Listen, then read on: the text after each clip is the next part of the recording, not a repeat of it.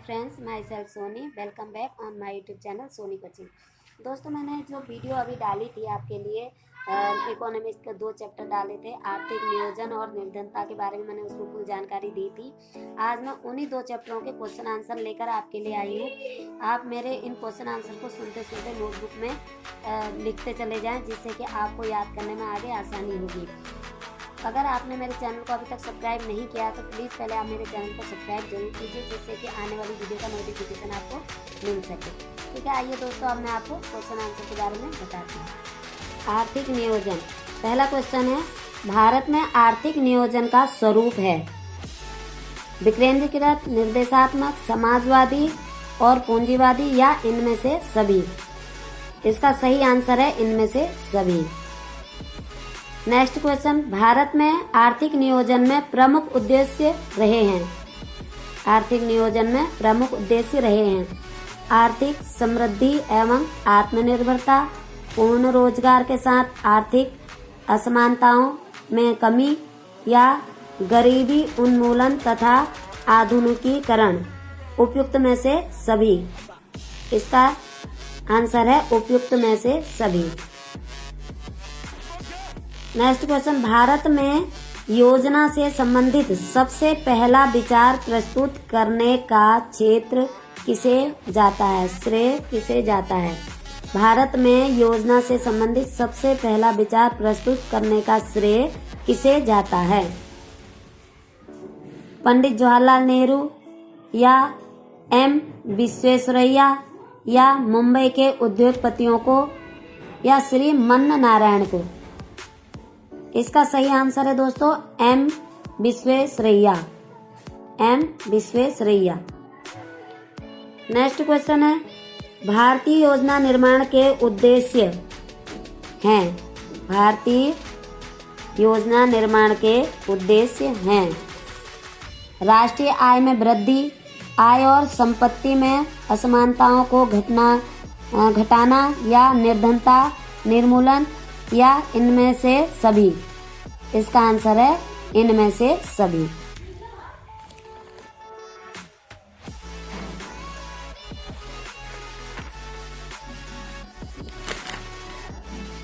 Next question है दोस्तों, Bharat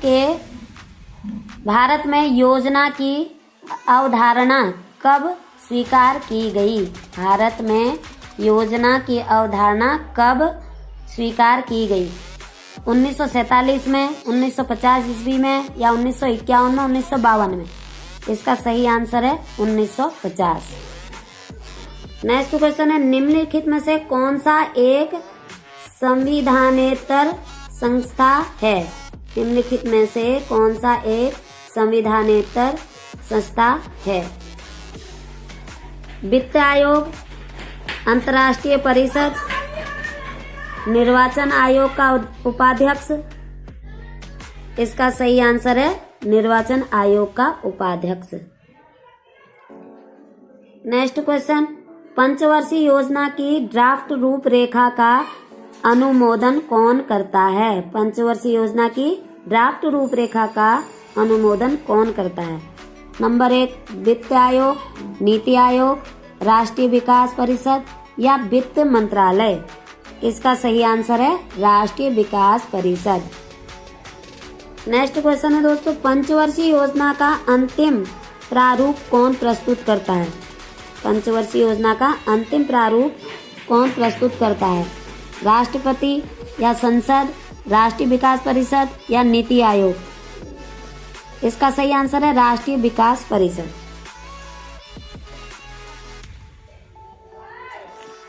next question है, भारत में पंचवर्षीय योजना अंतिम रूप से अनुमोदित की जाती है। भारत में पंचवर्षीय योजना अंतिम रूप से अनुमोदित की जाती है केंद्रीय मंत्रिमंडल द्वारा, प्रधानमंत्री की सलाह पर, राष्ट्रपति द्वारा, नीति आयोग द्वारा, राष्ट्रीय विकास परिषद द्वारा। इसका सही आंसर है राष्ट्रीय विकास परिषद द्वारा। नेक्स्ट क्वेश्चन है, भारत में पंचवर्षीय योजना को अनुमोदित करने वाली सर्वोच्च संस्था है। भारत में पंचवर्षीय योजना को अनुमोदित करने वाली सर्वोच्च संस्था है नीति आयोग, केंद्रीय कैबिनेट, राष्ट्रीय विकास परिषद या संसद? इसका सही आंसर है राष्ट्रीय विकास परिषद।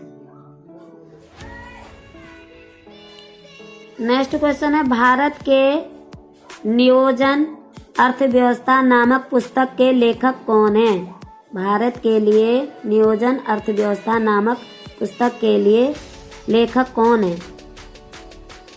श्री मन्ना नारायण, श्री M.N. राय, सर M. विश्वेश्वरैया या जयप्रकाश नारायण? इसका सही आंसर है सर M. विश्वेश्वरैया। उन्होंने यह पुस्तक लिखी थी। नेक्स्ट क्वेश्चन है राष्ट्रीय योजना समिति की स्थापना कब हुई? राष्ट्रीय योजना समिति की स्थापना कब हुई? 1938 ईस्वी, 1942, 1947 या 1951? इसका सही आंसर है 1938 ईस्वी।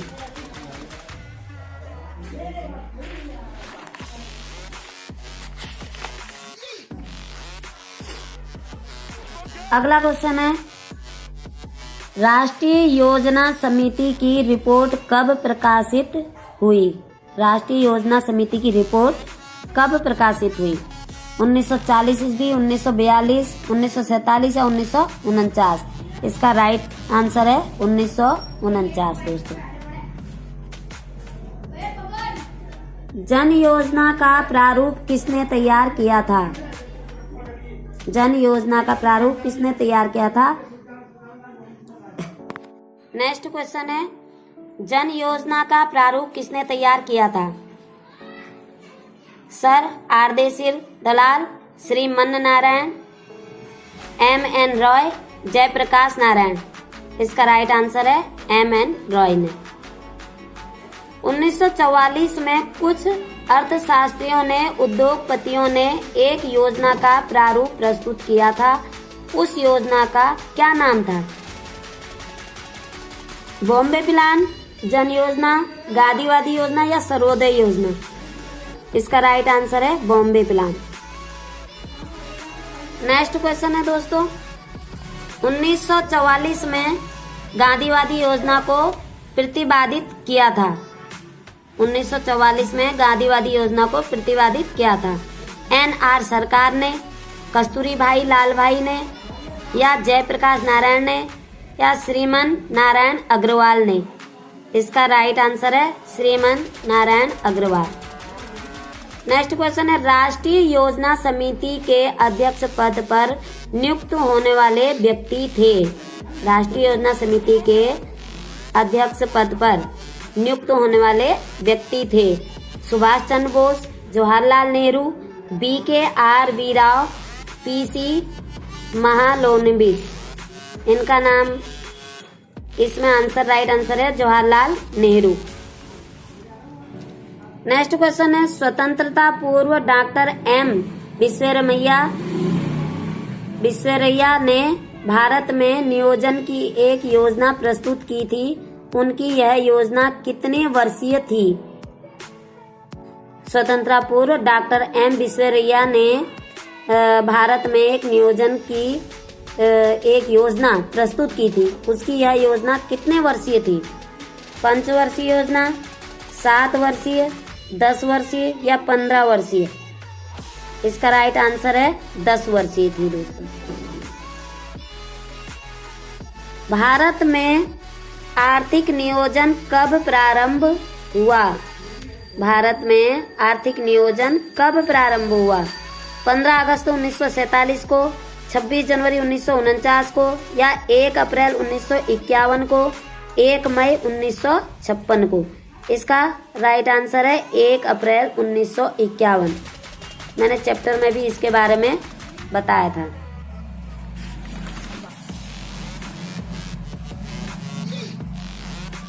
नेक्स्ट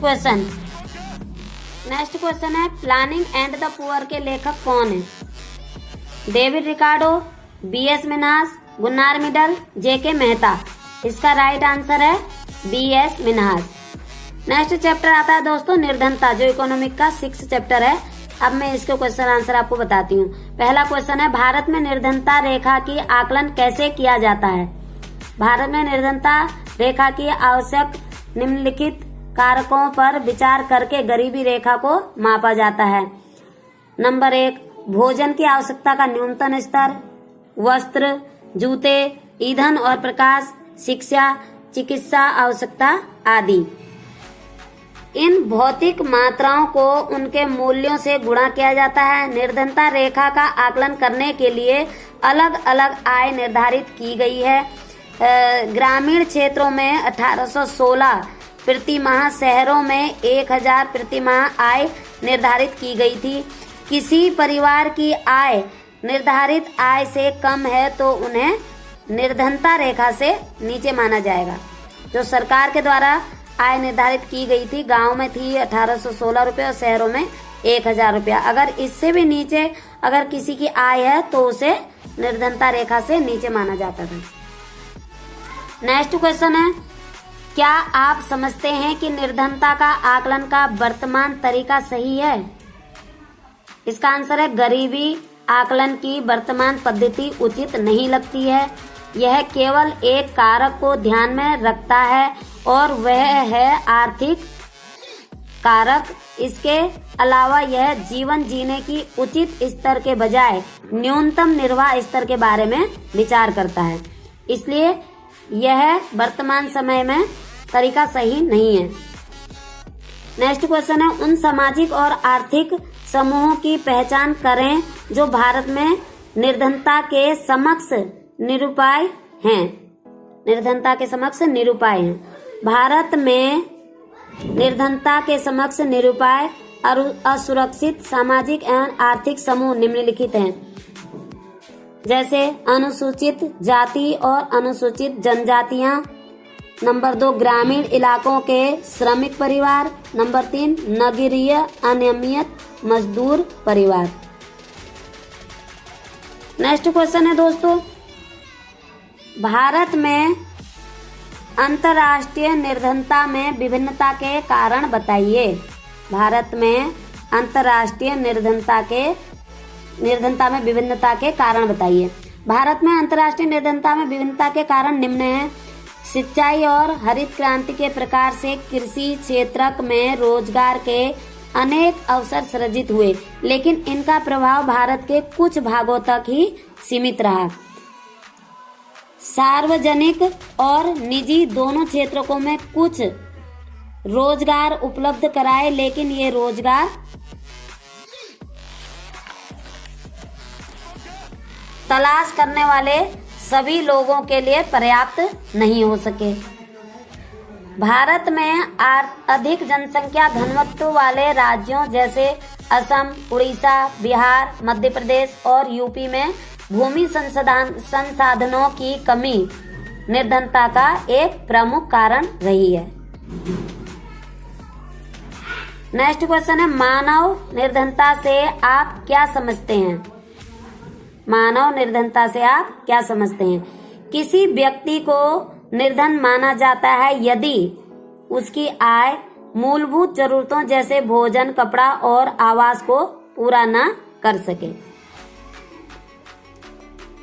नेक्स्ट क्वेश्चन, निर्धनों में भी सबसे निर्धन कौन है?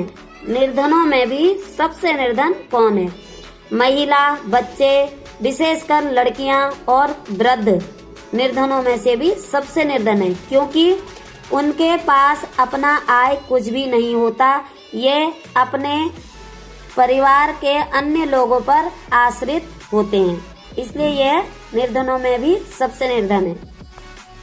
नेक्स्ट क्वेश्चन है दोस्तों, राष्ट्रीय ग्रामीण रोजगार गारंटी अधिनियम 2005 की मुख्य विशेषताएं क्या हैं? राष्ट्रीय ग्रामीण रोजगार गारंटी अधिनियम 2005 की मुख्य विशेषताएं क्या हैं? इसका आंसर है, राष्ट्रीय ग्रामीण रोजगार गारंटी योजना अधिनियम 2005 की मुख्य विशेषताएं निम्न हैं, जैसे 200 जिलों में प्रत्येक परिवार को साल में 100 दिन के रोजगार की गारंटी। यह रोजगार 1/3 रोजगारी महिलाओं के लिए आरक्षित है। 1/3 भाग महिलाओं के लिए आरक्षित है। नंबर 4, केंद्र सरकार राष्ट्रीय रोजगार गारंटी कोष भी स्थापित करेगी। नंबर 4, अगर 15 दिन के अंदर रोजगार मुहैया नहीं कराई गई तो वे बेरोजगारी भत्ता भी उन्हें दिया जाएगा। ये थे दोस्तों इन 2 चैप्टरों के खास क्वेश्चन आंसर जो आपके बहुत अधिक काम आने वाले हैं, आपके पेपरों में आने वाले हैं। यूपी लेवल के, इंडिया लेवल के जो भी एग्जाम आपके होते हैं उन सारे एग्जामों के लिए निर्धनता के चैप्टर से और आर्थिक नियोजन के चैप्टर से। तो इन्हें आप ध्यान से मेरी वीडियो में देख सकते हैं, सुन सकते हैं और अपनी नोटबुक में नोट कर सकते हैं। धन्यवाद दोस्तों।